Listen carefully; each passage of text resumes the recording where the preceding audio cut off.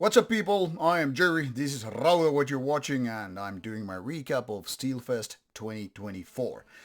Now, gotta say a stupid anecdote first. I decided, yep, I'm gonna shave my head and shave my face and all that stuff in order to look fresh after Steelfest. And then I was like, actually, it's gonna make more sense that I look as worn down as I felt after, well, first couple of days after Steelfest, which was once again a blast. I think there are lots of still some people who are stubborn as fuck to say you're gonna really enjoy, have fun and all that stuff. When you're enjoying black metal, I'm like, I am bound to disagree. Why? Because this is good times, fun times. And by fun, I don't necessarily mean like playing kids games. I'm more like lots of good friends, lots of interesting bands. I personally am very happy with the interviews I made, and in general, one of the best weekends I'm gonna have during 2024. How do I already know it? Because we're not in even June. Well, because I'm a fucking seer. I fucking know these things based on previous experiences. Steelfest is always really, really good time. Quality time, if you will. And with this video, I try to explain why it was such good time, why you should probably be there next year, and all, even though we don't know the lineup yet. Go figure. Alright, because my face is boring as fuck to stare at, I'll give you this as a background. That is Steelfest 2024 poster where you get to see all these bands, the dates, whatever. So 3 days of madness in Hyvinkää, smaller town, outside the capital area of Finland, Helsinki and all that stuff. Which were this year headlined by bands such as Misthyrming, Gorgoroth, Blasphemy, Inquisitions, and beyond. I mean, whether you go this or that way, you always have your own favorites when it comes to certain bands and all that stuff. Well, lots of these big names are the ones that you need to know. Now, if we go for the daily schedule, it probably gives you a little bit of more information. And you could go for the information that was here for previous stuff, all that stuff. But I'll try to explain what was happening here for me. Now, first of all, let's start with the basics. When you go to Steelfest, obviously you want to have a good place where you can easily travel to the festival areas. You get to see bands as early as possible, yet still having good time with your friends or whoever you're hanging out with, going through the hangovers and all that stuff.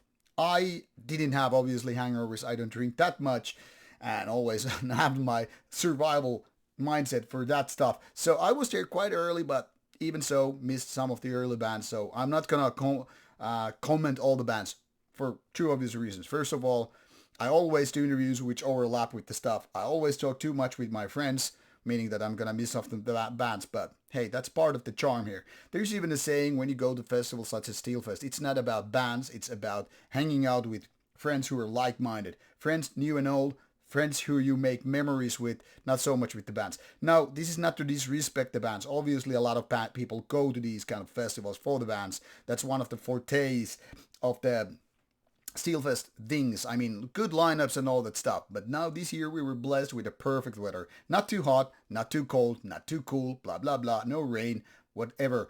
And when you have beers, friends, and good music playing, you get to like hard time what to do, how to figure it out, like which bands you're going to see, which band you're going to skip in order to, spend time with your friends and all that stuff. And for me, it gets kind of complicated because I also have to do those interviews, which means that whenever I do one interview, I'm probably going to miss at least 2 shows. Well, that's kind of off the topic and here, whatever. So, Thursday, gates open at 3 o'clock.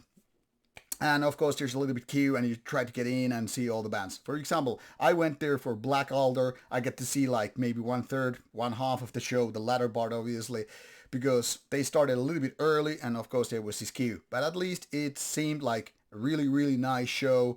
There was a good aesthetics, which I really like, and the band is be getting better through the older years, so all that stuff. So in case you missed it, it's still one of those bands you probably want to see. Death Chain was interesting because they did a comeback thing, and their old school kind of a death trash thing is still very, very solid. I mean, it kind of shows these guys have now more experience, so the energy of the youth has gone nowhere, so maybe back better than ever. Really, really interesting stuff. And there it gets more bumpy for me. I skip Airgurst for a couple of reasons. Seen them recently and actually had Misthyrming interview from Iceland at 5 o'clock, which was a nice timing for me. Skipping bands I just saw, which I'm going to see in a couple of months, and doing the interview between here before seeing Kraft. Some people said Kraft was a little bit of a disappointment. Some say it was a big disappointment. I would say it was pretty much like what I saw 5 years ago. Not the best of the kind, but good songs make up for that. So I don't know, can I really recommend it to you without you having expectations, or can I just say go for it when you have the chance, even if it's not best of the pile? Then once again I skipped Commander Agares. Just saw them 2 months ago, and there was some socializing to be done. Can't really comment how the show was, but knowing the previously, worth a watch definitely. Hell Butcher was interesting because a lot of people know it's one of those Niflheim brothers who just separated from the, well, Niflheim. One went for rock, one went to keep pretty much the same style, but maybe a little bit more tamed down version of a Niflheim. Was actually one of my backup interview list because I kind of wanted to talk about Hell Butcher and Niflheim, but there's only so much time you have for interviews. Nonetheless, the show was good. They had the old school energy where you feel like old guys on stage doing the stuff that younger people should be doing. Kind of proves that age is just a number when it gets to the mindset of doing metal the proper way. Definitely worth watching if you ask me. Now, one of my most anticipated acts was Antimateria on Thursday. Unfortunately, it was skipped for me with Eternus because that's when the second interview happened for me with Unleashed. Now, they are old school legends of Swedish death metal, maybe more on the melodic, not so groovy or super harsh or brutal ways. And man, I'm really proud of this interview. Johnny, the main man, we had a great discussion, so it really made up for the time. And luckily, some people told me that Antimateria's show was pretty much what they were 2 years ago when I saw them at Steelfest. They were really good back then, so I wanted to see them again. But like I said, sometimes you have to sacrifice something in order to gain something different, and hence I had to skip it. Eternus went for the same reason. I saw them in Bergen last year, so I was like, okay, maybe I can skip them this time in order to, have time for the work to be done.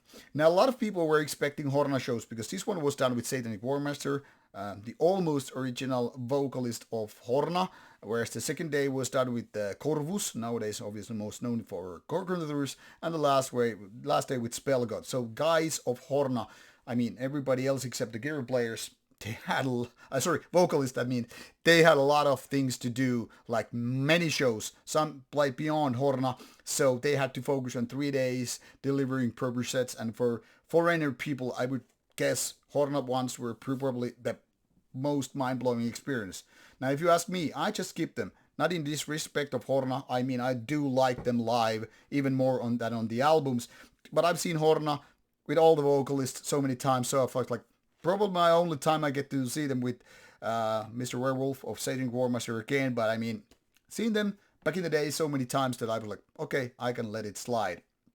And then Unleashed was second to last, performing their old school death metal, which was probably the most different of all bands, where the focus is more or less with black metal, even with the trasher side of things. So it was at least something different, even if not the most expected for some people in the audience. And then the evening was finalized with Gorgoroth, which I think was better here than in Norway with Inferno, with the different vocalists and all that stuff. But I've seen Gorgoroth 4 times during past 2 years, so all that stuff. So I gave a little bit of listen to get the feeling and say okay, now at least it's better than at Inferno. So okay, I can go outside and continue with socializing.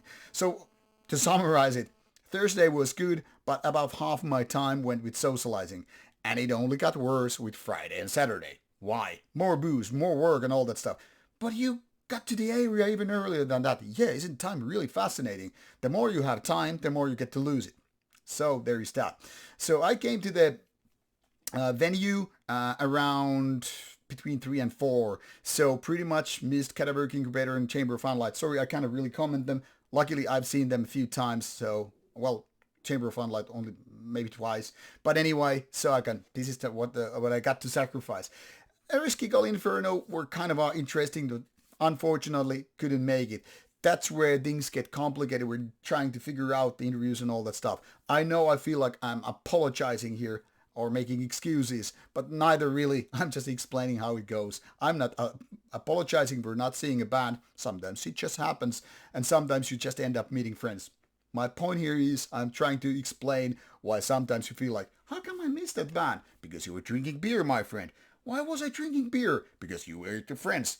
You really do have friends. I don't know. You tell me, you were buying the beers. That's how the story goes. Anyhow, what I really kind of regret missing is Strid, because that was one of the bands I wanted to see. Why not Corpsest or Inferno, you ask? Well, Corpsest is a French band which I've seen a couple of times, so once again, one of those bands I can sacrifice in order to gain something else. But missing Strid is a little bit of a blow. Now, I know from comments, people saying some sort of, it was really, really good, and some people saying like, nah, it was a kind of a disappointing, kind of a lame and all that stuff.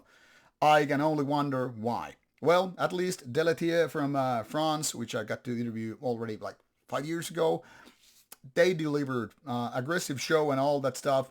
And once again, it's good Quebecois black metal, which is good. I mean, if you know and like the melodic style coming from Canada, you're probably going to end up liking Deletier. Batushka was something that is still in the storm's eye of controversy. Of course, this is the original one with Krzysztof Drabikovsky, now which even mentioned here. Now, I saw them 2 years ago at Midgard's Blood, and they were fascinating, really, really nice, even though back then it was aesthetics in daylight. Now it was inside.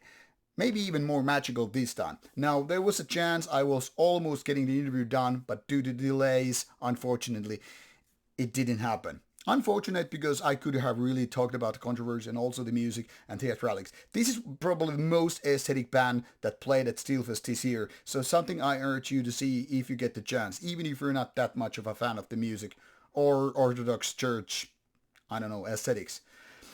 Ved Buens Ende, I skipped because I saw them quite recently and it's not really never been my thing. And unfortunately, same thing happened with Misthyrming. While they are my thing, but I saw them Inferno because they're actually where some of the interviews happen. Like for example, Dodheimsgard / Ved Buens Ende interview happened around this time where Misthyrming and Infernal War were playing. So unfortunately, once again, certain bands were missed. Earlier on, by the way, actually, why I missed some of the early bands was that we were interviewing White Death. So if I really remember the hours right, we actually got into the area around when the street was playing, so that explains why we were missing these ones. Sometimes bathtub with friends, with interviews and booze, kind of a hard combo. I'm like thinking, hey, Mr. Cameraman of mine, what's the time really? Should we get going? It's probably around 4. Yeah, it's 5. And fuck! You know, that's why you miss bands like Street. So, there you go. And Rauta was something that people were like even guessing and betting on money and like, hey, it's not gonna happen. I mean, can they actually come from Ukraine? And they could, and they delivered as far as I could tell. Not really a big fan of the band. I mean, they do their own solid stuff, and for me is a little bit hit and miss. With epic parts, it's like, yes. With the less epic parts and certain other albums, it's more like, yeah, kind of listenable, not really my thing that much. And then there was Inquisition to finalize the evening, which also divides people into two, partially because controversy. You already know it. If you don't, check out my Inquisition interview 2 years ago.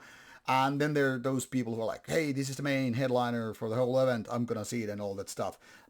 Sounded good to me, even though I didn't watch much of the show. But I mean, I saw something, so I can say, yeah, I mean, there it was. Inquisition, quality as always. So, to summarize the Friday, lots of interesting bands, some interesting bands I've already seen so many times I get to skip, still missing too many bands because, like I said, interviewing and socializing. Now you're getting really what I really mean about it. Then Saturday started already at 1:30, way too early for us. We were having things like, well, not actually sauna, that was happening on Friday and Thursday, but, you know, getting hold of yourself, having coffees and shit, and suddenly like, fuck, we're gonna barely make it to Marras, which I barely got to see towards the end of the show. It's one of those superstar underground black metal bands from Finland, which is gonna be something important. At this point, they're more like delivering good music, but not there yet. My point here is, it's still in the very early phases of what's going to happen, what's gonna be. I mean, I hope that they're gonna continue with the stuff, and this was their first show. But yeah, definitely something to keep your eyes out and all. Thornspawn was also something that people like, okay, it's too much like theatrics and weird shit on stage and, you know, fuck the sun shouts and all that stuff. Didn't bother me, but I also didn't watch it that much. Somehow I was like, now it's not the right time for me to enjoy this stuff, so can't really go deeper into that. Ifernag, well, then again, was a positive surprise. I don't remember actually hearing it on an album. I have no recollections if I have heard it before, but on stage they actually sounded pretty nice. What I learned later on that Ifernag guy is actually one of the live guitarists in Diocletian, and so there was this kind of a collaboration thing going on. Had a actually long talk with one of the Ifernag guys about Finnish culture related to booze and sauna, so I don't know who enlightened who more in the end, but good stuff. Sakrista was something that I've seen before, obviously, a couple of times. Always solid German black metal, but some say it's kind of like too much Finnish black metal, how it used to be. I would see this in a positive way. If you like Finnish black metal, such as bands like Satanic Warmaster and the like, this is something that you probably should like too. So there is that. Now, Diocletian delivered their war metal kind of approach, and this is what I got to interview. One of the highlights, in my opinion, with the Dodheimsgard and interviews and all, we went deep into philosophy and all. Then there was Paratrum delivering what they always do, something that I skipped because I've seen them so many times, and like I said, this certain socializing elements always come into play. That was followed by White Death with a very violent show, chopping up a lamb. I even heard a couple of people were hospitalized for the reasons of that. Dig deeper into the news of world and social media if you want to know more about that. That was followed by Greek Acherontas, which were there as a Black Altar Offermode Acherontas, kind of a three-way thing. They already released a split recently, but Offermode had to cancel their show, so only 2/3 were here in play. Unfortunate things happen sometimes. That was followed by Denial of God, a second-time visitor as far as I can remember at Steelfest, which is why I skipped them this time. Now, once again, this is where some interviews overlapping Blasphemy happened for me around 9, which means I missed most of Dodheimsgard, something that people praised from down to like, wow, really good, and some people saying it's just too weird. That was followed by the last Hornagik and then Blasphemy warming up the benches for Mysticum, which always deliver. So if you really go through the list, lots of things happening, but I personally missed way too many bands. Had a really good time once again because lots of friends, 6 interviews I done, lots of short videos, some Martti videos which some people hate, some people like, and overall great festival. After 3 days I still felt there should be a 4th day because I could do it. I mean, I really like Steelfest, and it's one of my favorite festivals ever. Now, of course, we're now looking forward to year 2025, and I'm gonna do preview and all that stuff when it's time for that, when we know more about the lineup. Now, this is my recap of Steelfest 2024. If you have questions, let me know. And now, off you go. Check out the music, check out the bands, and prepare for the interviews that are coming in coming weeks. Now, off you go. Bye-bye.